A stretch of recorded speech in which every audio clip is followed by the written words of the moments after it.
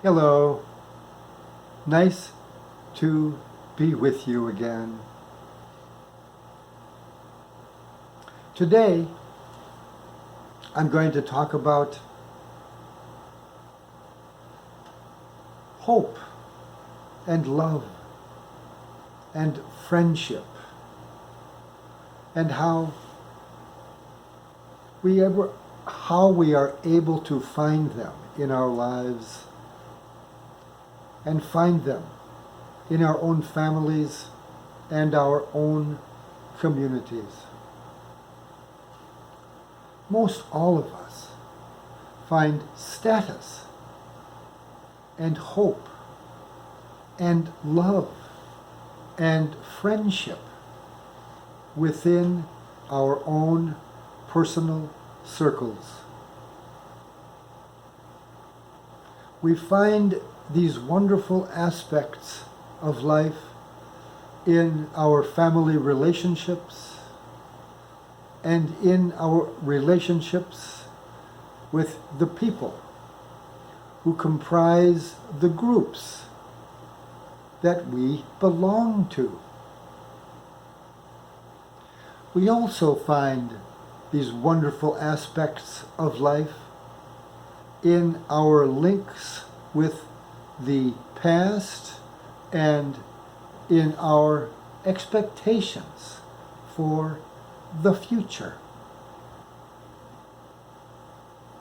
These intimate resources give us our sense of place. They give us a grounding and a sense of belonging.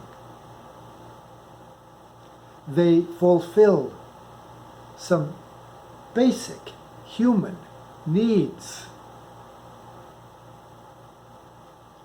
They allow us a fuller expression of liberty and a fuller enjoyment of our God-given rights in life.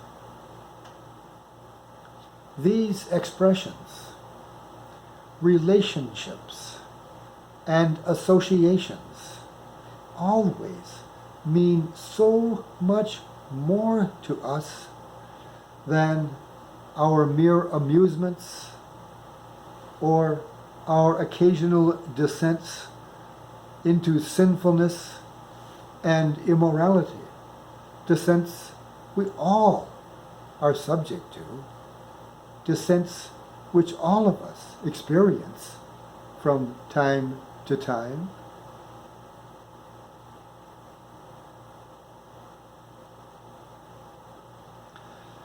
The current disempowerments of local community by central government control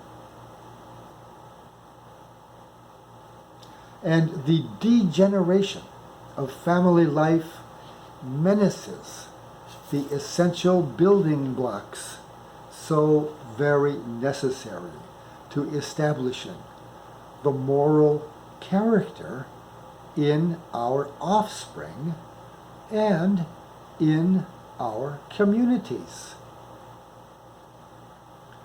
We must somehow restore moral purpose to our communal labors and our domestic existence.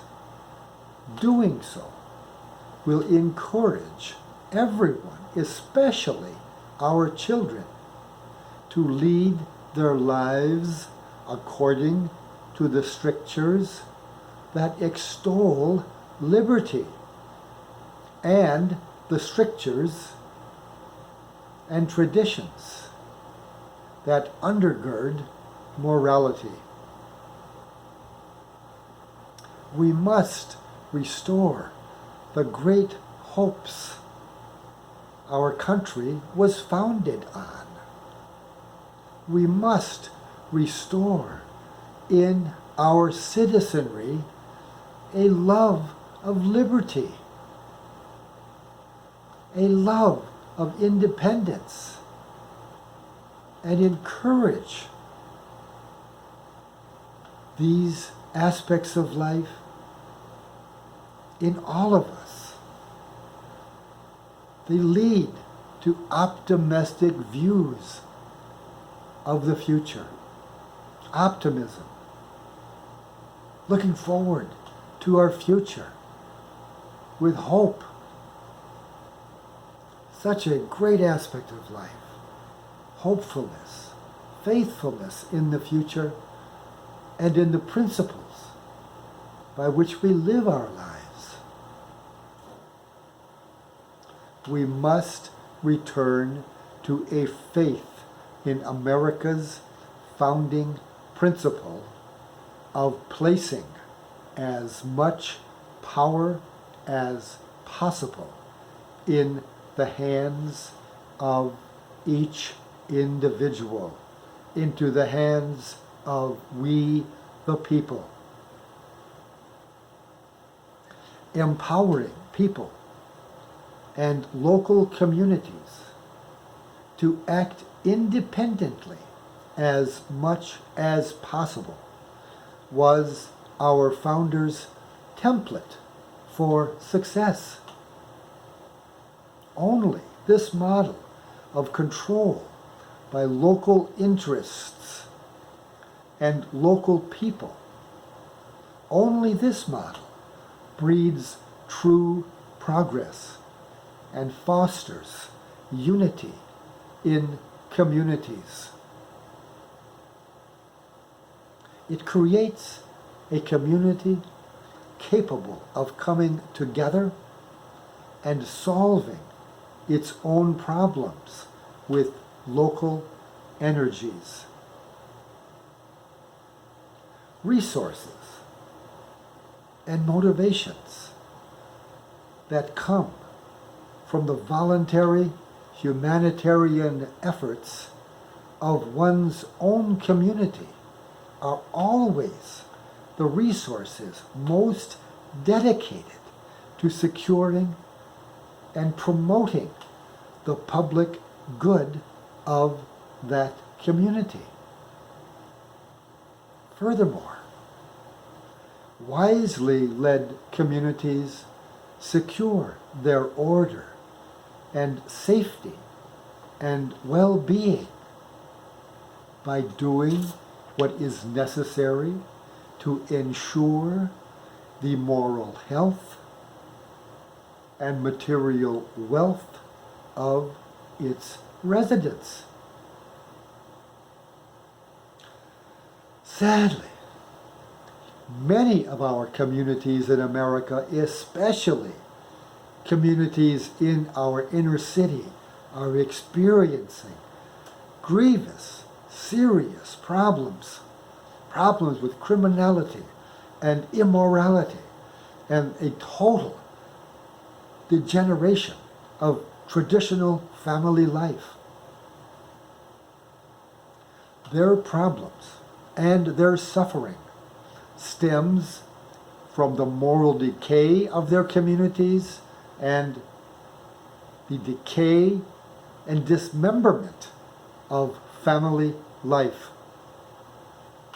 Crime and violence are the result of this decay. We must stem the tide of this decay, not only for us and for America, but also for them. This decay is the adversary of freedom, justice, and moral order and community safety. If we do not do this, misguided progressive policies designed to solve the problems of crime and poverty, problems which stem mostly from moral decay and family dismemberment, those policies will work such mischief that they may not be corrected for decades or even generations to come. thoughtful, humanitarian conservatives like myself, like yourself. We need to speak forcefully about this decay and the roots of poverty and crime that so beleaguer so many Americans today. We need to do whatever it takes to support traditional nuclear family life. Degeneracy in family life is at the heart of our problems.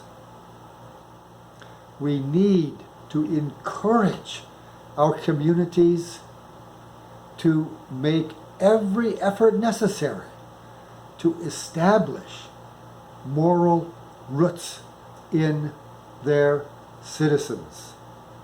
Without such roots, the violence that always comes from the beast within and the weaknesses inherent in humanity's genetic makeup will not and cannot be controlled. It is a truth that the morally rootless from dysfunctional families are always violent and prone to criminality. Let us bring these unfortunates among us back into a well-directed, moral, and happy and fulfilling life through the use of our wise wisdom traditions and the great virtues that undergird these wisdom traditions and the great virtues that always bring happiness, fulfillment, prosperity, and the good things of life. Yes, the good, the honorable, the dignified, the moral.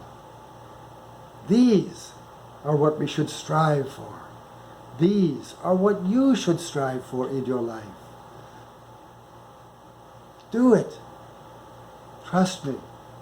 Trust me in this. It always breeds a happy life, a good life, a moral life, a wonderful life. Well, that's it for today. Please take these words to heart. Take them into your heart and take them as your guidelines for success. Well, that's it for today. I hope you enjoyed listening to me. I enjoyed speaking to you, as I always do. Goodbye for now. I love you all.